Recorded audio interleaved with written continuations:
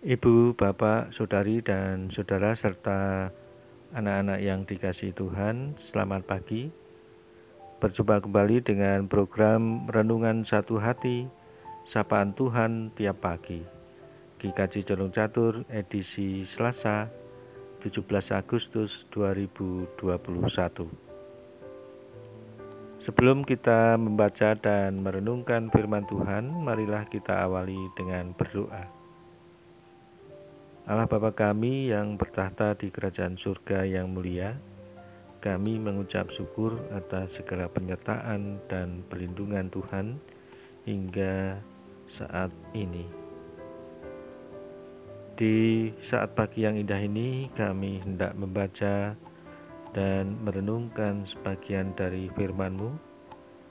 Kiranya Tuhan menuntun dan menolong kami, sehingga kami bisa memahami firman-Mu, terlebih dapat melakukan di dalam kehidupan kami sehari-hari. Kami serahkan waktu kami untuk merenungkan firman-Mu. Di dalam nama Yesus kami berdoa. Amin.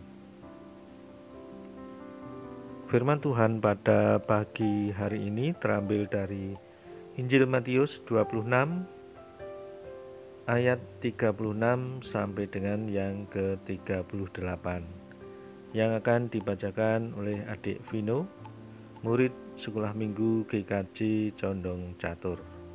Firman Tuhan pagi ini terambil dari Matius 26 ayat 36 sampai 38. Maka sampailah Yesus bersama-sama muridnya ke suatu tempat yang bernama Getsemani. Lalu ia berkata kepada murid-muridnya, "Duduklah di sini, sementara aku pergi ke sana untuk berdoa." Dan ia membawa Petrus dan kedua anak Zebedeus sertanya.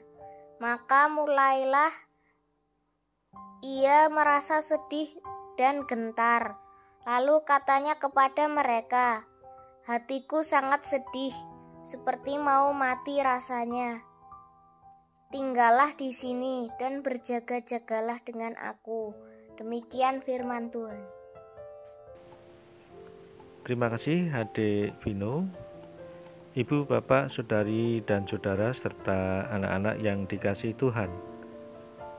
Saat-saat terakhir menjelang kematiannya, Yesus sangat sedih dan gentar menghadapi murka Allah atas dosa-dosa manusia. Murka yang harus ditanggung Yesus. 3 kali Yesus berdoa agar cawan yang melambangkan penderitaan dan kesengsaraan itu berlalu daripadanya. Tetapi Yesus memilih taat dan rela meminum cawan itu, sebab itulah kehendak Bapa baginya. Di saat yang begitu menegangkan, Yesus meminta ketiga muridnya untuk berdoa. Berjaga-jagalah dan berdoalah. Sayangnya Petrus, Yakobus, dan Yohanes malah tertidur di saat Yesus bergumul di dalam doa. Padahal murid-murid, terutama Petrus, sebelumnya begitu percaya diri pada komitmen untuk setia mengikut Yesus. Ketika menghadapi pencobaan, murid-murid tertidur, sebaliknya Yesus berdoa. Yesus meminta pertolongan Tuhan. "Ya Bapakku, jikalau sekiranya mungkin, biarlah cawan ini lalu daripadaku." Doa Yesus bukanlah negosiasi dengan Bapa. Tuhan Yesus tidak berdoa supaya yang diinginkannya menjadi kenyataan. Yesus tidak memutlakkan kehendaknya, tetapi berserah pada kehendak Bapa. Bukan kepentingan diri sendiri yang diperjuangkan, tetapi kehendak Bapa dan kepentingan umat manusia. 3 kali Yesus mendoakan hal yang sama. tanda begitu serius Yesus menggumuli, memohonkan, menghayati apa yang didoakannya itu. Tiap kali berdoa, Yesus mengakui ketakutan dan keinginan dirinya. Dan tiap kali pula Yesus memberi ruang yang besar bagi komitmennya untuk tunduk penuh kepada kehendak Bapa. Betapapun sulit dan dahsyat hal itu, tiap kali pula ia makin mempertautkan diri kepada rencana Allah. Di Taman Getsemani, Tuhan Yesus bergumul dalam doa dan peluhnya menetes seperti tetesan darah.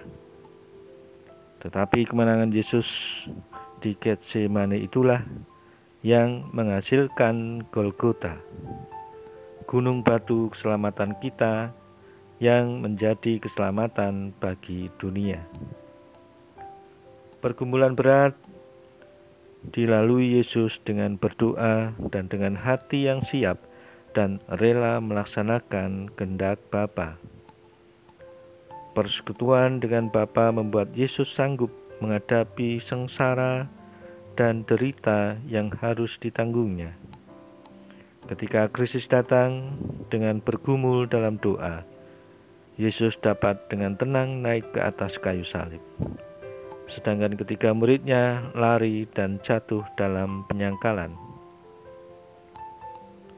Ibu, bapak, saudari, dan saudara serta anak-anak yang dikasihi Tuhan, ini sebuah perenungan penting bagi kita secara khusus sebagai pelayan-pelayan Tuhan.